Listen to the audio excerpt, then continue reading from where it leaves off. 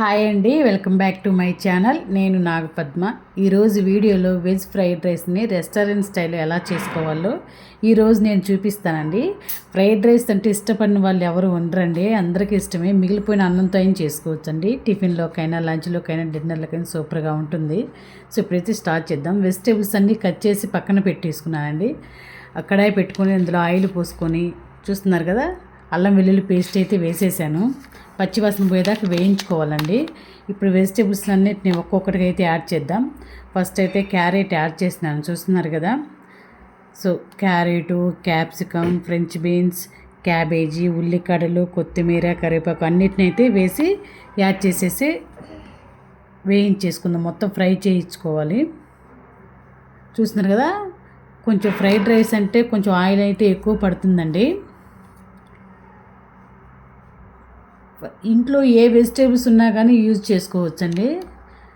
సరేనా, నేను చెప్పినవి వేయాలని ఏం లేదు. నాకైతే అందుబాటులో ఏ వెజిటేబుల్స్ ఉంటే ఆ వెజిటేబుల్స్ అయితే వేసుకున్నాను.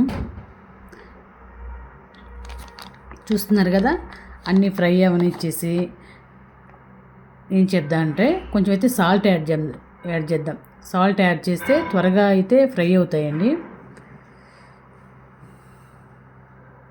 అన్ని వెజిటేబుల్స్ వన్ బై వన్ వేసేసుకోండి. సాల్ట్ ఎందుకంటే కొంచెం మగ్గుద్దండి, త్వరగా ఫ్రై కూడా అవుతాయి. మిరపకాయలు వేస్తే బాగా మంచి టేస్ట్ కూడా వస్తుందండి. రెస్టారెంట్ స్టైల్ కదా నేను చూపించేది. సో స్కిప్ చేయకుండా, ఎక్కడా కూడా స్కిప్ చేయకుండా, వీడియో కూడా స్పీడ్ పెట్టుకోకుండా నిదానంగా చూస్తూ చేసుకోండి, మీకు బాగా అర్థమవుతుంది. సో ఇప్పుడైతే మిరియాల పొడి అయితే వేసిందని చూడండి. బరగబరగ్గా అయితే వేసుకోండి, మెత్తగా అయితే వేయొద్దండి. నోటికి తగులుతుంటేనే బాగుంటుంది తినేటప్పుడు. సో ఇప్పుడైతే సోయా సాస్ అయితే వేసుకుందాం. 2 స్పూన్లు సోయా సాస్ అయితే వేసాను చూడండి. నేనైతే 2 గ్లాసులు బియ్యం అయితే పెట్టానండి. అవి కూడా బాస్మతి రైస్ అయితే పెట్టాను. రైస్ కుక్కర్లో వేసాను, అవి ఉడికింది, పక్కన పెట్టేసుకున్నాను. సో ఇప్పుడైతే యాడ్ చేద్దాం రైస్ని. చూడండి పొడి పొడిగా ఎలా ఉందో. అయితే బియ్యంగా అలాగే దించేసుకోవద్దండి, బాగా ఉడికించుకొని ఫ్రై చేసుకుందాం రైస్ని కూడా. చూస్తున్నారు కదా, ఉడికిన అన్నాన్ని ఎలా యాడ్ చేస్తున్నాను, ఆ విధంగా అయితే యాడ్ చేసుకోండి. అన్నీ ఆల్మోస్ట్ ఫ్రై అయ్యాయి కదండి.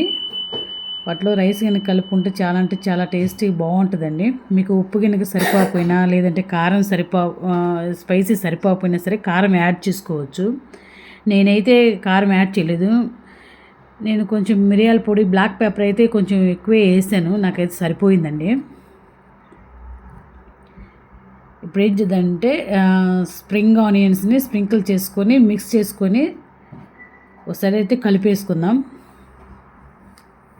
సూపర్ అంటే సూపర్ టేస్టీగా ఉంటుందండి. మనకి ఎప్పుడు కావాలంటే అప్పుడు క్విక్గా, టేస్టీగా, సింపుల్గా చేసుకోవచ్చు. కొంచెం పులుపు కోసం అయితే నేను వెనిగర్ లేదు కాబట్టి నా దగ్గర ఆ నిమ్మకాయ అయితే కలిపేసుకుంటున్నాను. కొంచెం సాల్ట్ సరిపోతే అయితే వేసుకోండి మీరు. నాకైతే సరిపోయింది.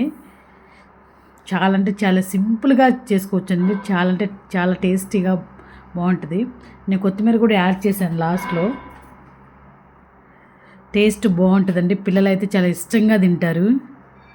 సో థ్యాంక్ యూ అండి, థ్యాంక్ యూ సో మచ్. నేను చెప్పిన విధంగా చేసుకోండి. Thank you for watching.